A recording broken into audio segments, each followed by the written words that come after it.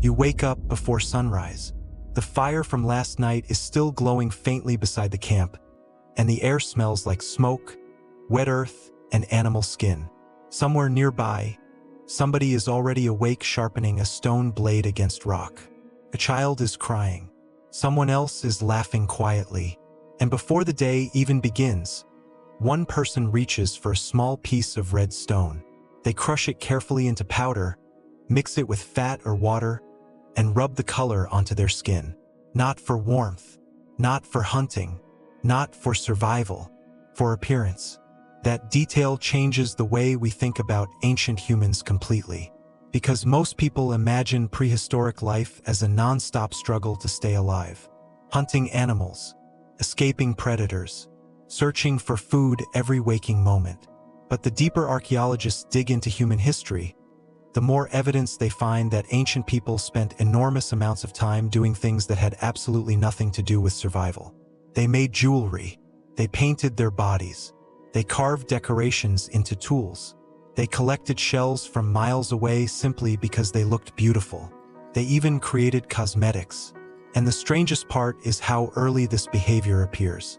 One of the oldest examples comes from Morocco, where archaeologists discovered tiny seashell beads inside Bismound Cave dating back nearly 150,000 years.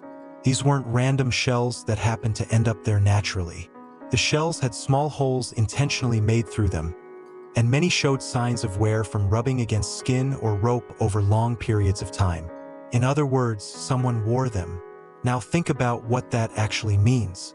A human being living over 100,000 years ago walked long distances to collect shells, spent hours shaping them with primitive tools, and turned them into jewelry. That effort had no direct survival benefit whatsoever. Jewelry doesn't help you hunt. It doesn't keep you warm. It doesn't protect you from predators. It exists because humans care about how other humans see them.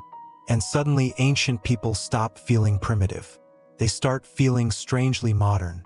This pattern appears again and again throughout archaeology. In South Africa, researchers working inside Blombo's cave discovered what looked almost like a prehistoric pigment workshop dating back around 100,000 years.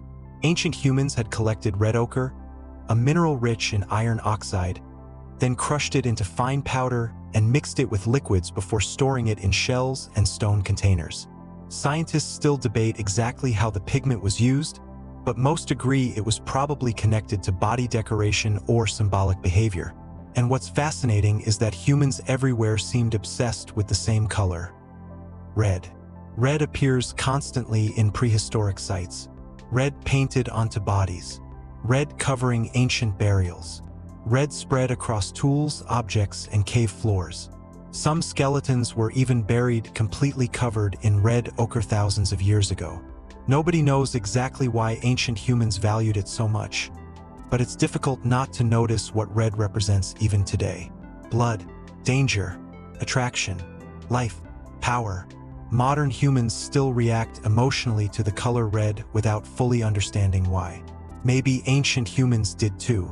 And then archaeologists discovered something even more surprising. Neanderthals, another human species entirely, may also have decorated themselves. For decades, Neanderthals were portrayed as primitive and unintelligent, almost like creatures trapped somewhere between humans and animals. But discoveries in caves across Spain challenged that image completely. Researchers found shells stained with pigments connected to Neanderthal populations from over 50,000 years ago. Some appeared intentionally modified, suggesting Neanderthals may have used body decoration or symbolic ornamentation too. Think about how strange that really is. Two different human species, separated by evolution, both developing forms of self-decoration. That suggests beauty isn't simply a modern cultural invention. It may be something much older and deeper inside the human brain. Because once humans became socially intelligent, appearance suddenly mattered. Who looked healthy, who looked powerful, who looked attractive, who belonged to the group. Your body became information, and ancient beauty wasn't always about attractiveness in the modern sense. In many cultures throughout history, humans intentionally transformed themselves in ways we would probably find disturbing today. Some carved permanent scars into their skin. Some sharpened their teeth. Others stretched their ears or lips using bone and wood. In certain societies, parents even reshaped the skulls of infants because elongated heads were considered beautiful or noble. At first, those practices sound shocking. But then you remember modern humans inject chemicals into their faces, undergo painful surgeries, and spend billions of dollars trying to reshape their bodies too. The methods changed. The instinct didn't. And maybe that's because appearance has never only been about beauty. In ancient societies, social acceptance was survival. If your group rejected you, you could lose protection, food, and support. Humans evolved in small tribes where relationships determined everything, so naturally we became extremely sensitive to how others perceive us. In that sense, beauty may have started as a social survival strategy long before it became fashion. Then civilization arrived, and those instincts exploded into entire industries. No ancient culture embraced this more than Egypt. The Egyptians treated appearance almost like a sacred responsibility. Both men and women wore cosmetics regularly, especially kohl, the dark pigment painted around the eyes. But Egyptian makeup wasn't purely cosmetic. Some believed it protected them spiritually from evil forces. Certain mixtures may even have helped prevent eye infections caused by desert conditions. Beauty, religion, medicine, and social status all became blended together into one daily ritual. Archaeologists discovered mirrors, perfumes, oils, combs, and cosmetic containers buried beside Egyptian elites.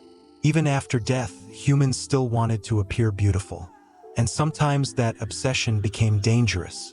Some ancient cosmetics contained toxic metals like lead. Roman women later used poisonous substances to whiten their skin because pale skin symbolized wealth and status. People were risking their health for beauty thousands of years before modern fashion culture existed. And maybe the strangest discovery of all came from ancient Iran, where researchers recently analyzed a small stone container roughly 4,000 years old. Inside, they found traces of a dark red substance that chemically resembled modern lipstick. Think about that for a moment. Long before mirrors, cameras, movies, or social media, someone sat carefully applying color to their lips because they wanted to look different, more attractive, more desirable, more noticed. Thousands of years passed, but the behavior barely changed. That's what makes this story feel so strange. We tend to imagine ancient humans as emotionally simpler than us, but archaeology suggests the opposite. The deeper we look into prehistory, the more modern ancient people begin to feel. They made music, they told stories, they created art, they decorated themselves. They cared deeply about identity and appearance. Because humans don't simply live in the world. We present ourselves to each other. We create identities. We shape perception. We turn the body into a message. And maybe beauty was one of the first languages humans ever invented. A painted face could communicate power. A necklace could communicate belonging. A scar could communicate courage. Long before humans developed writing, they were already using appearance to tell stories about themselves. So, did ancient humans care about beauty? Absolutely. Far more than most people realize. And somewhere tens of thousands of years ago, beside a fire in the darkness, an ancient person looked into still water, adjusted the shells hanging around their neck, and wondered the same thing people still wonder today. How will others see me?